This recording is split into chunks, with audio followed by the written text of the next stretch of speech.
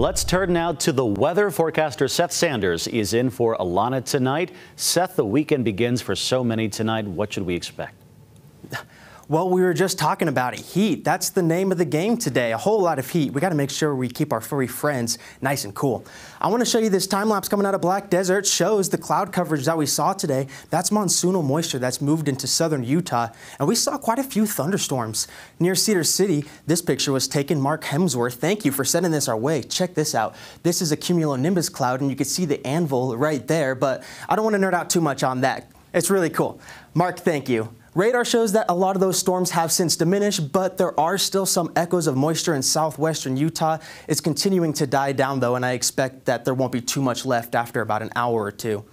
High since midnight, a whole lot of triple digits across the Beehive State. 102 in Salt Lake. 102 degrees is actually going to be the record tomorrow if we were to hit it. Hundreds all the way down the I-15, 99 degrees in St. George. That's the first time in a while, well over a month, that they have not reached triple digits. Heat alerts are in effect for northern Utah. This is a heat advisory, which you're seeing here in orange, and that includes the Wasatch Front, the Great Salt Lake Desert, Castle Country, and the western Uintas. This will be in effect until 9 p.m. tomorrow. Temperatures of 100 to 105 degrees is possible with very little overnight recovery, only dipping into the 70s. So let's talk about what we expect for the rest of the night. By 11 p.m., it's going to be 83 degrees with that smoke still lingering. In the early morning hours, 80s turn to 70s. And by 9 o'clock, we're off to the races, jumping back up to the 80s, and the smoke, of course, is still sticking around.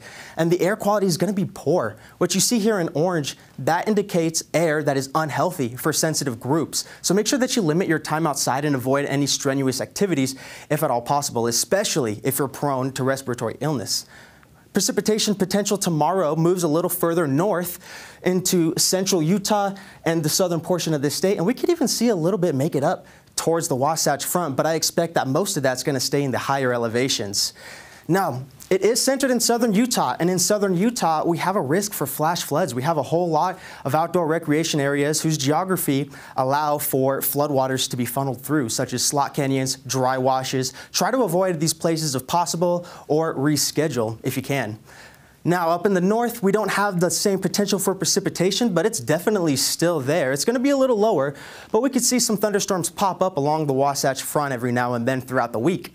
Futurecast will show us the timing here. The high pressure slides to the east, and as it does that, the clockwise rotation drags up that monsoonal moisture up into the state. And by the evening hours, we see quite a bit in central Utah as well as the north, and there we even have the chance of a thunderstorm in Salt Lake City. You saw that rolling on over.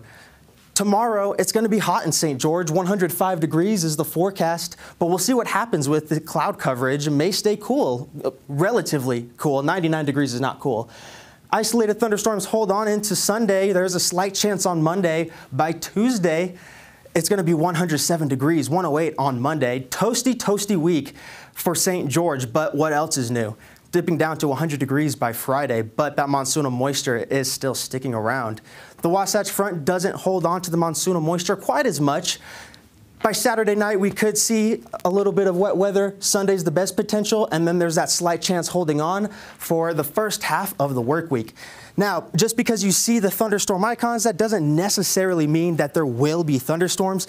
That just means it's going to be partly cloudy and there will be thunderstorms in the general area. So make sure that you keep your eyes to the skies over the weekend. We will do that as we deal with the heat and the smoke up here and all that fun stuff. All that fun stuff. Oh, get ready for it.